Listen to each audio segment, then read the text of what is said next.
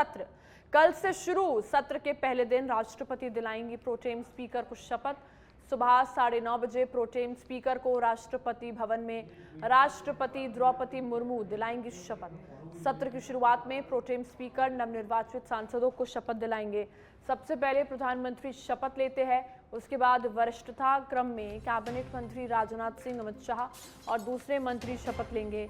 मंत्रियों के शपथ लेने के बाद सांसद वरिष्ठता क्रम में शपथ लेंगे। प्रोटेम स्पीकर को पीठासीन अधिकारी भी कहा जाता है। ये पद सिर्फ 2 दिन के लिए ही होता है। प्रोटेम स्पीकर की सहायता के लिए 5 पीठासीन अधिकारी और नामित किए गए हैं, जिनका नाम के सुरेश, सुदीप बंदोपाध्याय, TR बालू, राधा मोहन सिंह, फग्गन सिंह कुलस्ते किए गए नामित। 26 जून को लोकसभा स्पीकर का चुनाव होगा। 27 जून को राष्ट्रपति का अभिभाषण होगा। लोकसभा और राज्यसभा के संयुक्त सत्र में राष्ट्रपति का अभिभाषण होगा। राष्ट्रपति अगले 5 साल के लिए नई सरकार के रोडमैप की रूपरेखा पेश करेंगी। दोनों सदनों में राष्ट्रपति के अभिभाषण पर चर्चा होगी। 2 जुलाई को राज्यसभा और 3 जुलाई को लोकसभा में प्रधानमंत्री राष्ट्रपति के अभिभाषण पर हुई चर्चा का जवाब देंगे। संसद जो है, जो सत्र है, ये 3 जुलाई तक चलेगा। राजीव तिवारी हमारे साथ फोन लाइन पे जुड़ गए हैं, उनसे जानते हैं कि आखिर इस पूरे सत्र में क्या कुछ होगा। राजीव, क्योंकि ये पूरा सत्र और 3 जुलाई तक ही चलेगा, बड़ा अहम सत्र है और इसलिए भी अहम है क्योंकि इसमें कहीं ना कहीं नई सरकार के रोड मैप की बातें होगी, राष्ट्रपति के अभिभाषण पर यहाँ चर्चा होगी। क्या कुछ मुख्य बातें यहाँ पर रहने वाली है दर्शकों के लिए?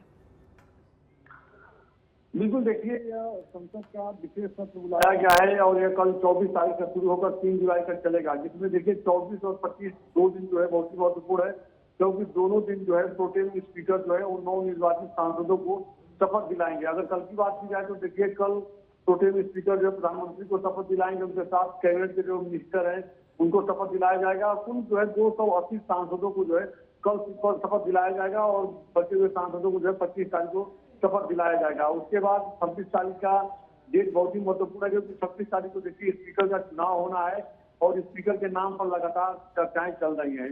बात आ रही है कि भारतीय जनता पार्टी स्पीकर का पद अपने पास रखना चाहती है, तो भारतीय जनता पार्टी ये भी चाहती है कि जो स्पीकर का पद है यह घटक दल को दिया जाए। कुल मिलाकर देखिए रवैया अख्तियार किया है, कड़ा रवैया दिखा रहा है कि जो परंपरा है वो डिप्टी स्पीकर का पद होता है विपक्ष के पास होता है। इस बार विपक्ष की जो भूमिका है बहुत ही महत्वपूर्ण है, मजबूत स्थिति में तो परंपरा के आधार पर जो है विपक्ष को डिप्टी स्पीकर का पद दिया जाए, नहीं तो विपक्ष जो है जी देखा जाना होगा कि 26 तारीख को किसके नाम पर मुहर लगती है, कौन अगला स्पीकर होगा।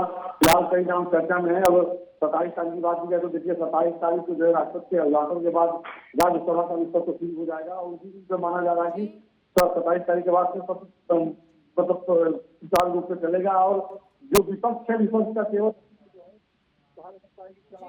चाहे उनकी ये या लोकसभा चुनाव के समय जो सेंसेक्स का मामला सामने आया था और राहुल गांधी ने जिस तरह से प्रधानमंत्री पर और गृहमंत्री अमित शाह से निशाना साधा था और तमाम ऐसे मुद्दे हैं जिसको लेकर संसद में सवाल खड़ा करने की तैयारी में जुटा हुआ है। कहा जा सकता है कि 27 तारीख के बाद हंगामा भी देखने को मिल सकता है, विपक्ष का केवल है उसके हिसाब से।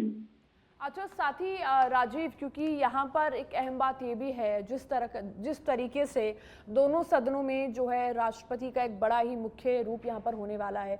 2 जुलाई को राज्यसभा और 3 जुलाई को लोकसभा में पीएम जो है कहीं ना कहीं उनकी अहम भूमिका रहने वाली है। यहाँ पर पीएम की क्या भूमिका रहने वाली है और राष्ट्रपति की क्या भूमिका रहने वाली है?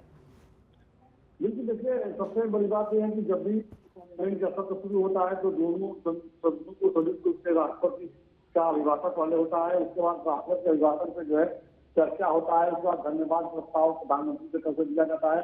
विपक्ष के नेता भी धन्यवाद प्रस्ताव देते हैं, लेकिन राष्ट्रपति के अभिभाषण पे जो स्टेटमेंट होता है राष्ट्रपति का, उसके बाद जो 5 साल की रूपरेखा के बारे में राष्ट्रपति द्वारा जो चर्चा किया जाता है सरकार को लेकर क्या प्रारूप पर कैसे आगे का काम किया जाएगा, इसको लेकर पक्ष और विपक्ष से उस पर चर्चा होती है कि जो आलोचना भी करते हैं, जो प्रशंसा भी करते हैं, उसका जवाब जो है प्रधानमंत्री दोनों सदनों में देते हैं।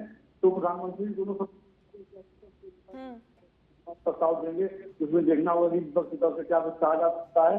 लेकिन इतना जरूर है कि देखिए इस बार कुछ ऐसे मुद्दे हैं जिनको लेकर विपक्ष के तेवर अभी से आक्रामक हैं। तो 27 तारीख को जब राज्यसभा का सत्र शुरू हो जाएगा, क्योंकि 24, 25 और 26 को लोकसभा का जो कार्य है, जो नवनिर्वाचित सांसदों को शपथ दिलाना है, 26 को स्पीकर का चुनाव होना है, उसका 27 से जो है सुचारू रूप से चलने लगेगा लोकसभा और राज्यसभा।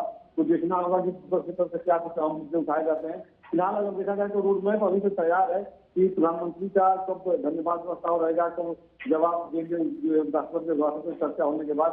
तो अब विपक्ष की तरफ से क्या कुछ स्टेटमेंट चलाता है वो देखना महत्वपूर्ण होगा। जी ठीक है राजीव, आपका बहुत बहुत शुक्रिया तमाम जानकारी के लिए।